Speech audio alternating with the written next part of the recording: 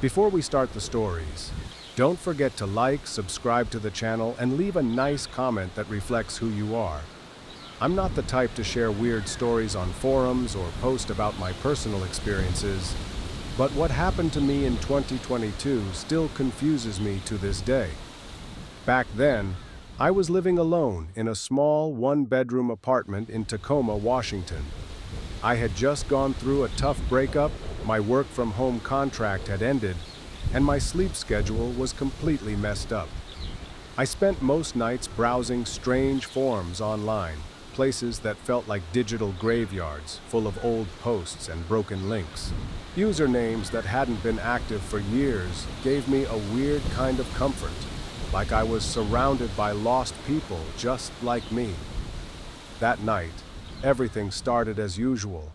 It was almost 2:30 a.m., and I was lying on my bed with my laptop on my chest, scrolling through a thread called "Things You're Not Supposed to See." Most of the links were broken or led to dull videos that looked cursed.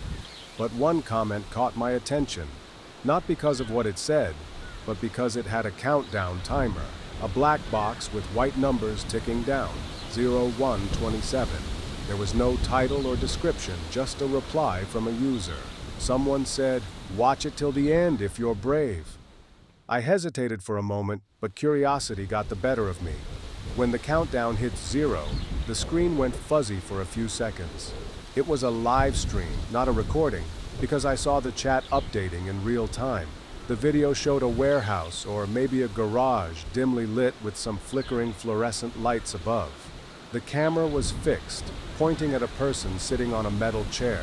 Their hands were tied behind their back, mouth covered with tape, and their head was hanging forward like they were unconscious or drugged. The chat exploded with comments. Hundreds of users watching, reacting, and typing away. Phrases like "new" or "looks weak" or "a few minutes max." At first, I thought it was some kind of interactive game or a sick joke, but something felt eerily real. The lighting, the sound of breathing picked up by the mic, the slight movement of the person's fingers. Then a sentence popped up at the top of the screen. "Place your bet. How long will it last?" People started typing numbers. 10 minutes, 20. Some said less than 5, others joked that they'd seen worse. Then the camera started moving a bit, and someone adjusted its angle. It shifted a few inches to the right, where there was a tall metal shelf with some tools on it, and next to it, a dusty mirror reflected that scene. The mirror showed me something I wasn't ready for. For a second or two, I clearly saw my room, my desk, my lamp, my bed, just like it looked that night. I froze at first, couldn't believe what I was seeing. I blinked hard and tried to rewind the footage to see that moment again, but the mirror's angle disappeared and the camera switched back to focusing on the person in the chair. My heart was pounding, like that panic you get when you realize you left your front door wide open all night. I sat there, looking around my room, expecting to find a hidden camera tucked in some corner or peeking through the vents. But there was nothing. Everything looked normal. I even pointed my laptop at the wall, thinking that would keep me safe. Somehow, I typed in the chat asking what happened, if anyone else saw that reflection. But my comment got buried quickly under a flood of messages. People kept placing bets, laughing, using emojis and inside jokes, like no one saw what I saw. Or maybe they did, and were just used to it. The guy in the chair woke up now, eyes wide open. He looked young, maybe early 20s, could have been anyone. His jittery movements in the chair made me feel sick, like he was trying to stay still or not make a sound. I closed the tab, shut everything down, and literally unplugged the router. I know this sounds crazy, but I felt like the stream was watching me more than I was watching it. I stayed up until sunrise, pacing around the apartment, checking behind the furniture and inside the closets. At one point, I grabbed a kitchen knife and held onto it just in case. Nothing happened, no sounds, no knocks. But I couldn't shake the feeling that something saw me, even recognized me. The next day, I tried talking to my friend Eli, the only one I still keep in touch with regularly. Eli's a programmer, super logical, doesn't believe in anything unless it's backed by code. I told him what I'd seen, expecting him to laugh, but he didn't. He was quiet for a moment, then asked me for the website link. I sent it to him. I took a screenshot of the countdown page just hours before it started. Then I got a message saying the page was gone. The domain disappeared. No DNS record, no cached version. They told me it looked like a temporary domain, something made to vanish once it served its purpose. Then I got another message that really freaked me out. Bro, in the screenshot, there's something in the corner of your window. I zoomed in and almost dropped my phone. In the corner of my room's window, behind the partially closed curtains, there was a face. Not clear, but the features were unmistakable. A nose, eyes staring out from the darkness. It wasn't there when I took the screenshot. Or at least I thought it wasn't. I didn't see him. I rushed to the window and pulled back the curtains, but there was nothing.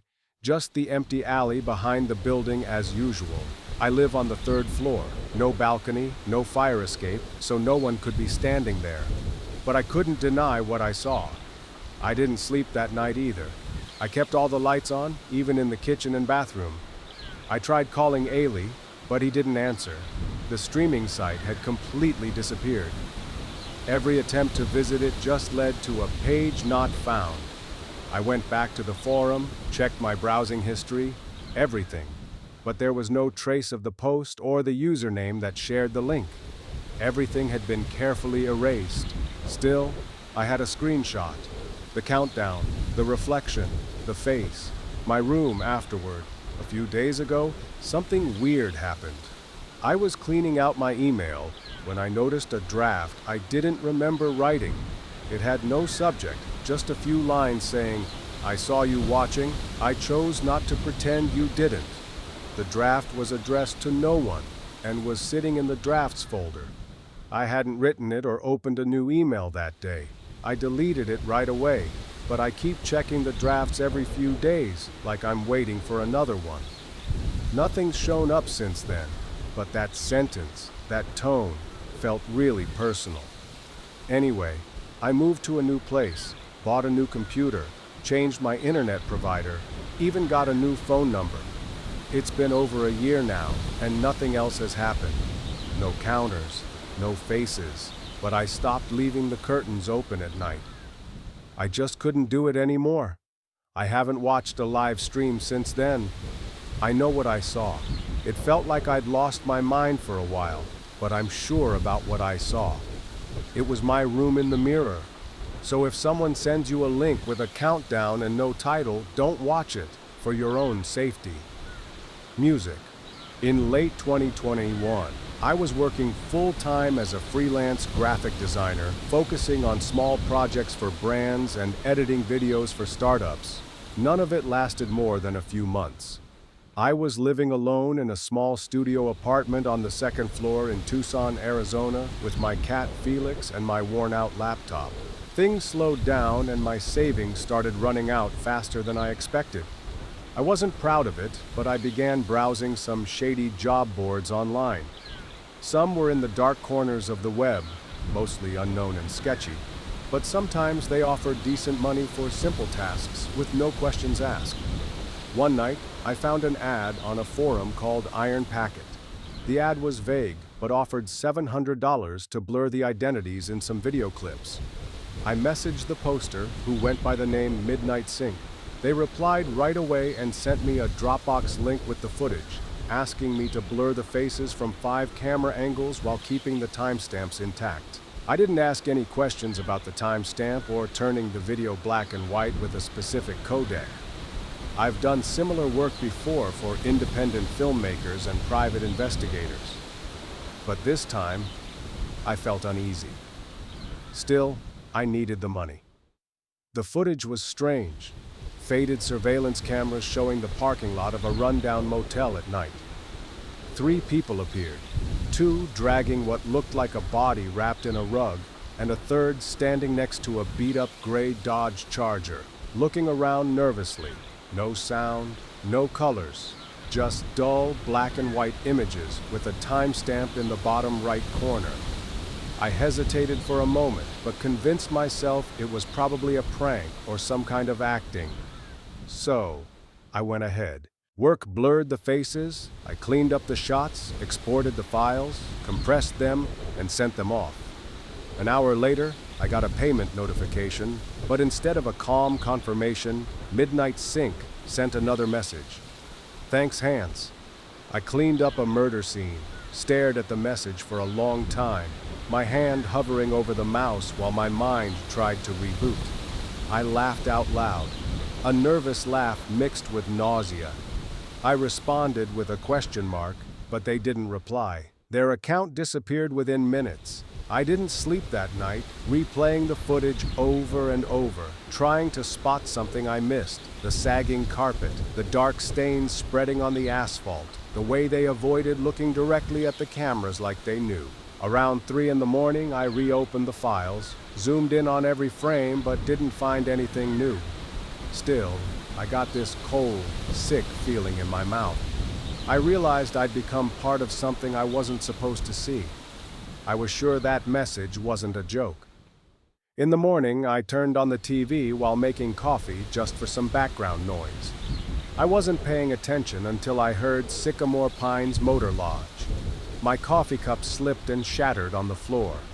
On the screen, it was the same footage I'd edited. The same parking lot, the same timestamp, the same movements, but the faces were blurred in a different way than how I'd done it. The news anchor was talking about a suspected murder linked to organized crime. He named 2 suspects and asked the public for info.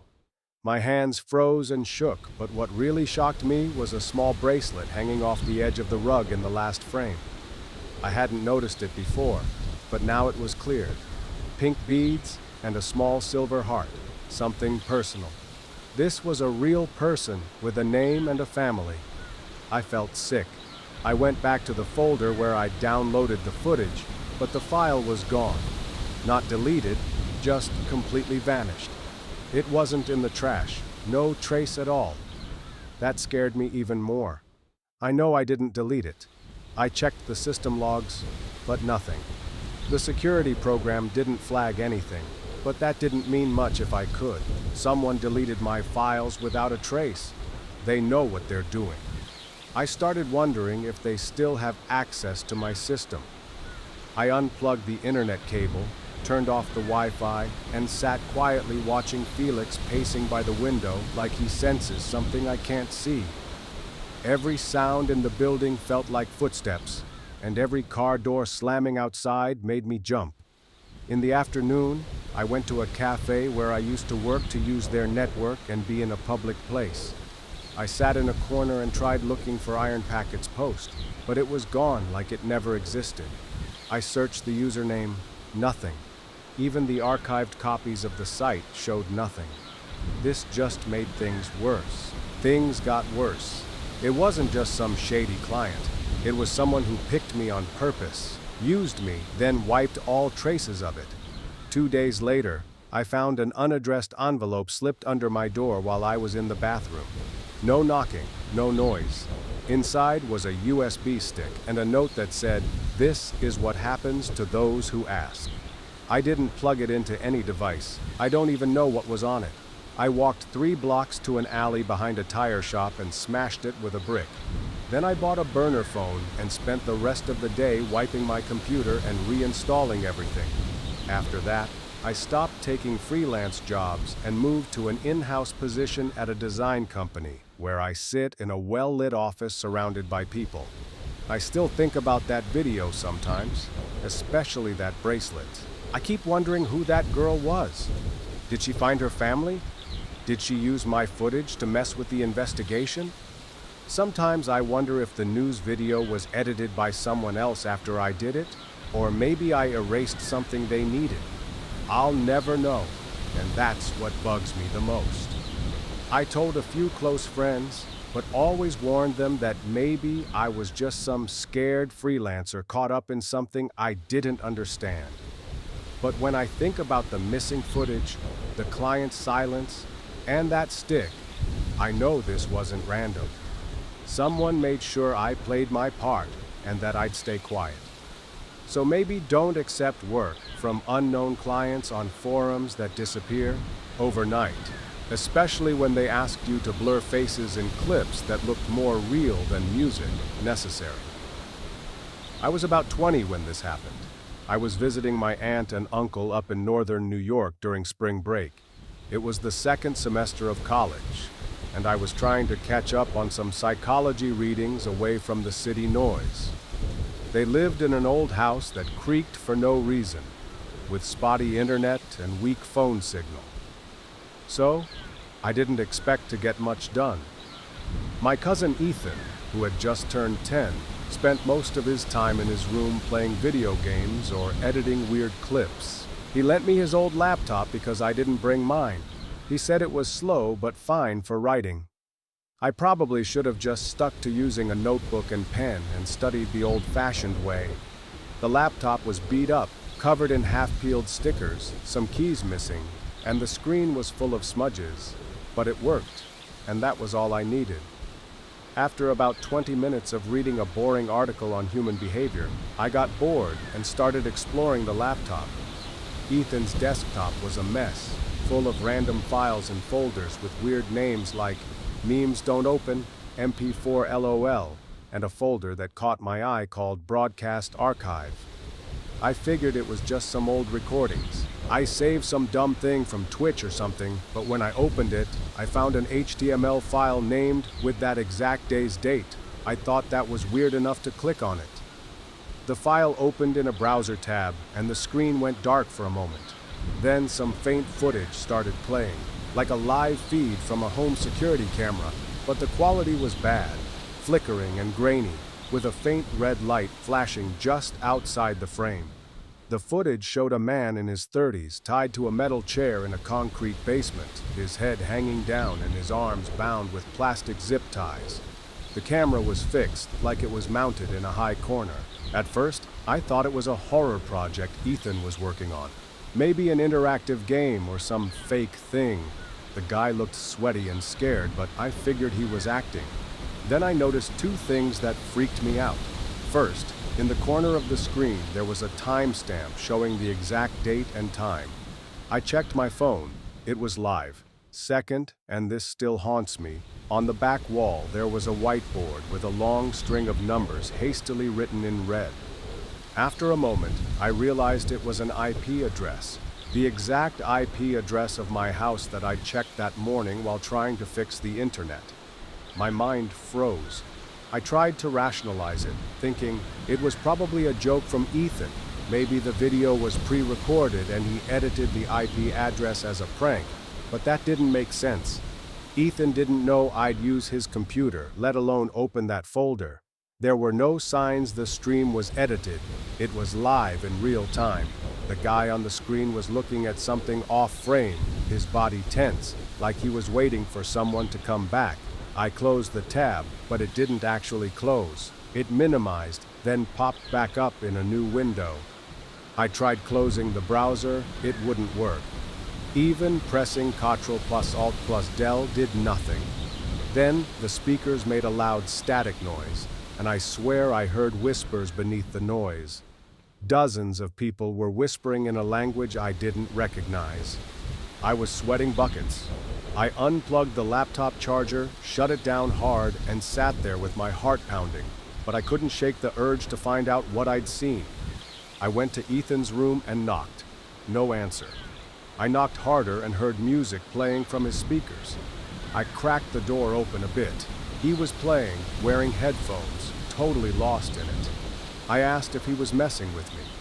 He pushed one side of the headphones off and gave me that typical teenage look. "What are you talking about?" He said he hadn't touched the laptop in months. I pressed him, asked about the archive folder on the server. He looked confused, shrugged, and said he didn't remember creating it. Maybe one of his friends did. He seemed honest, so I pressed harder, muttering something about the homework, then looked down again. When I opened the computer again, despite all my instincts, the stream was still live. Same room, same guy, still tied up, but the camera angle had changed. It had been moved manually. The guy was staring straight into the lens, his mouth trembling like he was trying to say something. I realized he wasn't just looking at the camera, but right at me. Instinctively, it felt like I could read his eyes, and I swear there was a silent plea, fearful, desperate, as if he knew I was watching and needed me to do something. That was the worst part. Not the blood on his lip or the bruises on his wrists, but that feeling he gave off. I knew this wasn't random, like I was chosen to see this. My chest tightened. I looked at the browser and saw a new message in red under the video. 12 viewers connected. I didn't get what it meant. Were there others watching? I checked the page. No chat, no pause or rewind buttons, no way to interact, just the live stream, a timeline, viewer count, and an IP address on the screen. I tried calling someone, but there was no phone signal. The landline was dead. This didn't make sense. I checked the router. It was working, the lights blinking normally. Ethan was still playing online, shouting into his headset. But for me, every screen, every attempt to get help was useless. I went back to the computer and typed in the address bar, trying to escape the stream by typing YouTube or Google or anything. Nothing worked. Every attempt just reloaded the same page. Then the video froze for a moment and came back, but the man was gone. The chair was still there, with ties hanging down and a stain that looked like blood or water trailing out of the frame. I got closer and noticed something. I regretted seeing it. The whiteboard had been erased and replaced with big rushed phrases saying, "Don't look away." I whispered to myself, "What the hell is this?" But I couldn't stop watching. The camera stayed fixed, showing the empty dome with that annoying red glow. The longer I stared, the more I felt like something. I noticed that the stream wasn't just a regular broadcast. It was like a two-way mirror. Then suddenly, a figure appeared in the background of the frame, just a shadow with no clear features, moving slowly like it was waiting. I shut down the computer forcefully, not just turning it off, but grabbing my stuff, leaving it on the dining table, and walked out the front door. I didn't tell Ethan or my aunt anything. I walked about 4 blocks to a gas station to get signal. When I got it, I searched for the IP address. It was a residential network in my aunt's neighborhood, our network. I found nothing similar on forums or Reddit. Every time I tried to visit the link, it led to a dead archive page. When I came back an hour later, Ethan was still playing, completely unaware the computer was. It was like nothing happened. I asked him again about the folder, and he really got flustered.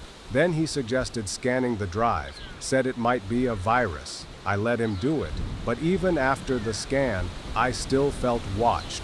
Not in an obvious way, but kind of subtle, like the reflection of a webcam light or static noise when nothing's actually open. That night, I couldn't sleep. Every time I closed my eyes, I saw the whiteboard with the phrase, "Don't look away." I wondered if it was a warning for the man or for me. Like if I looked away, something worse would happen.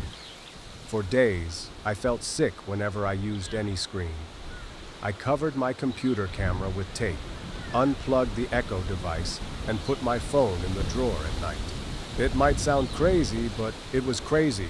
But once you feel like the screen is watching you, you never look at screens the same way again. Almost a year passed, and nothing else happened. I never saw that broadcast again, and Ethan sold the computer for parts. But sometimes, late at night, when I open a browser, I get this weird nervous feeling, like I'm being pulled toward a place I shouldn't go. I'll never forget that guy's stare, like I was his last hope, and that phrase, "Don't look away."